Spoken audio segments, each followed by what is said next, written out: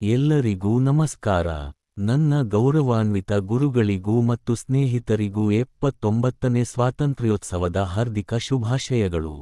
ಇಂದು ನಾವು ಭಾರತೀಯರೆಲ್ಲರಿಗೂ ಹೆಮ್ಮೆಯ ದಿನವಾದ 79ನೇ ಸ್ವಾತಂತ್ರ್ಯೋತ್ಸವವನ್ನು ಆಚರಿಸುತ್ತಿರುವ ಈ ಪುಣ್ಯ ಸಂದರ್ಭದಲ್ಲಿ ನಮ್ಮ ದೇಶದ ಇತಿಹಾಸದ ಶ್ರೇಷ್ಠ ಕ್ಷಣವನ್ನು ನಾವು ಸ್ಮರಿಸುತ್ತಿದ್ದೇವೆ.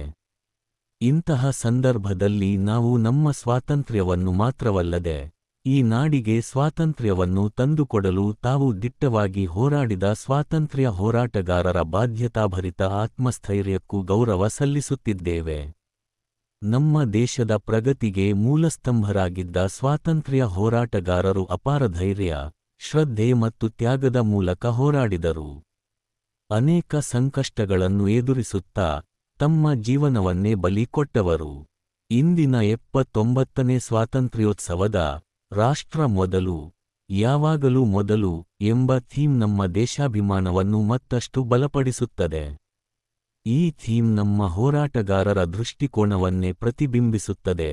ರಾಷ್ಟ್ರದ ಹಿತವೇ ನಮ್ಮ ಪ್ರಥಮ ಆದ್ಯತೆಯಾಗಬೇಕು ಎಂಬ ಭಾವನೆ. ಅವರು ಅನ್ಯಾಯ, ವಸಾಹತುಶಾಹಿ ಶೋಷಣೆ ಮತ್ತು ವಿಭಜನೆಯ ವಿರುದ್ಧ ಹೋರಾಡಿದ್ದು ನಮ್ಮ ರಾಷ್ಟ್ರವನ್ನು ಪ್ರಗತಿಯ ದಾರಿಗೆ ತರಲು. ಇಂದು ನಾವು ಅವರ ಹೋರಾಟದ ಫಲವನ್ನು ಅನುಭವಿಸುತ್ತಿದ್ದೇವೆ. ಆದರೆ ಈ ಅವಕಾಶದೊಂದಿಗೆ ಒಂದು ಹೊಣೆಗಾರಿಕೆಯೂ ಕೂಡ ಇದೆ. ಸ್ವತಂತ್ರ ಭಾರತದ ವಾರಸುದಾರರಾಗಿರುವ ನಾವು ಅವರ ಸಂಕಲ್ಪವನ್ನು ಮುಂದುವರಿಸುವ ಬಾಧ್ಯತೆಯಿದೆ. ನಮ್ಮ ನಡೆ, ನಿರ್ಣಯ ಹಾಗೂ ಕನಸುಗಳಲ್ಲಿ ರಾಷ್ಟ್ರವು ಪ್ರಥಮವಾಗಿರಬೇಕು. ಈ ಸ್ವಾತಂತ್ರ್ಯೋತ್ಸವವು ಕೇವಲ ಆಚರಣೆ ಮಾತ್ರವಲ್ಲ, ಇದು ಒಂದು ಪ್ರತಿಜ್ಞೆ, ಸ್ವಾತಂತ್ರ್ಯ ಹೋರಾಟಗಾರರು ತೋರಿಸಿದ ಮಾರ್ಗವನ್ನು ಅನುಸರಿಸುವ. ನಾವು ಶ್ರಮಿಸೋಣ, ಉತ್ತಮತೆಯನ್ನು ಸಾಧಿಸೋಣ, ನಮ್ಮ ದೇಶದ ಬೆಳವಣಿಗೆಗೆ ಕೊಡುಗೆ ನೀಡೋಣ.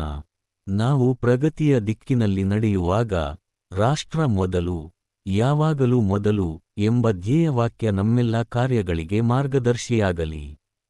ಧನ್ಯವಾದಗಳು. ನಿಮಗೆಲ್ಲ ಸ್ವಾತಂತ್ರ್ಯೋತ್ಸವದ ಹಾರ್ದಿಕ ಶುಭಾಶಯಗಳು.